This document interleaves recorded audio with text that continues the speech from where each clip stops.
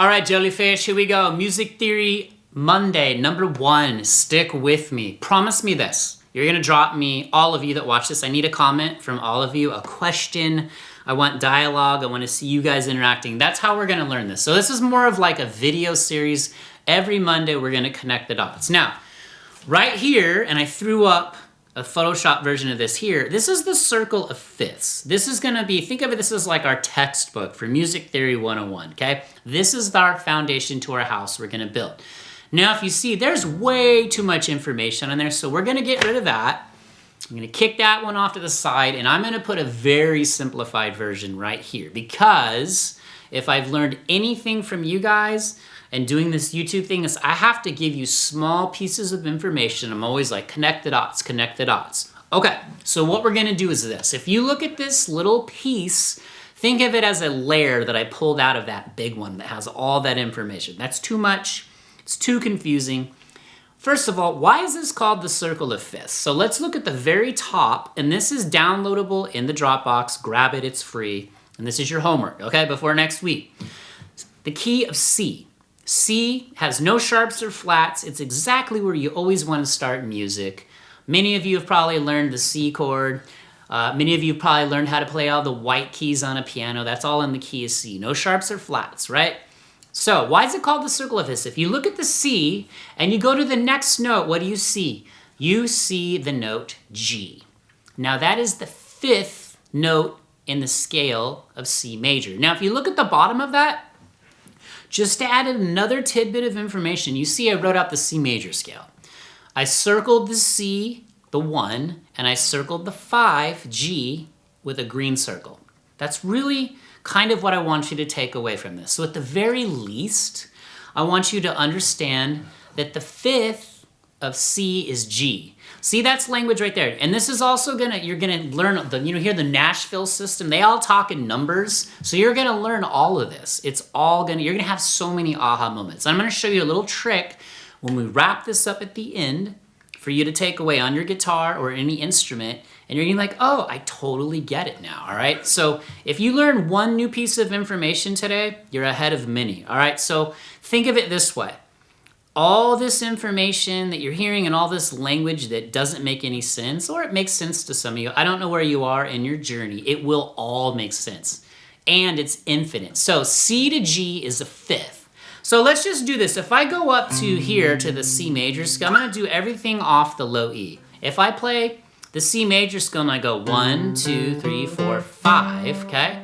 The fifth note is G. So C to G is a fifth. Now, you ever heard someone say the intervals, the distance between two notes, C to G is a fifth.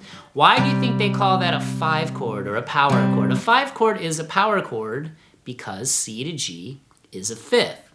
Now, we're not gonna go too far around, but I wrote them all out, but look at G. So from G to D is what? It's a fifth. So what's the fifth note in the key of G? It's D. You see that? And you just kind of keep going around. You see D goes to A. Oh, A is the fifth in the key of D. Now, not only notes, but in the master chord wheel, this one I showed you earlier with its outline, this is how you start understanding how all these musical families go together. All right, and if you were students sitting in my class right now, I'd be like, class, are there any questions? What's confusing you? We can backtrack a little bit, so drop that in the comments, okay? I can't help you if you don't communicate with me, okay? And I'll answer all your questions. So C to G is a fifth, okay? G to D is a fifth, all right? And the reason this is important too is these are how you learn all the formulas. If you've been on this channel and you watched all those triad videos and I'm like, a triad's the first, third, and fifth, well, in the key of C, that would be C, E, G, right? So you have to start learning all the formulas and all the notes. But right now, we're just trying to understand the basics of this circle of fifths thing. So as you move around the wheel, everything progresses in a fifth. When you're moving clockwise. Counterclockwise, it goes in fourths. But again, don't want to confuse you. So at the very least today, I want you to look at that C major scale at the bottom, okay? You see the C and the G. That's a fifth. If you just learned that today, thank you. You've done a great job, all right? So C to G. So just know that G is the fifth of C, okay? Or what's the fifth note in the key is C? G, all right? Here's a real world example. You need these. What if you're playing a C with your friend and they're all right, we're in the key is C, I want you to go to the 5 after that. And you're like, well, I don't even know what that means. But if you start learning the theory, like, oh yeah, G's the fifth of C, must mean to go to a G. So you're gonna go C to G, right? So that's why you need to see why this stuff is important, okay? And then as you start unlocking all of this on the fretboard, it just starts to really open up. Now, one other thing I want to point out to you too on this little piece of chord wheel I gave to you. We'll call this a layer, all right? You see those Roman numerals I put down below the C major scale, okay? You see the 1, that's major, and then the lowercase Roman numerals, those are minors. So the D would be a minor chord, the E would be minor 3, right? The 4th is a major chord, F. The 5th, that's what we're doing, we're focusing on, that's G, that's major, it's a dominant chord, okay?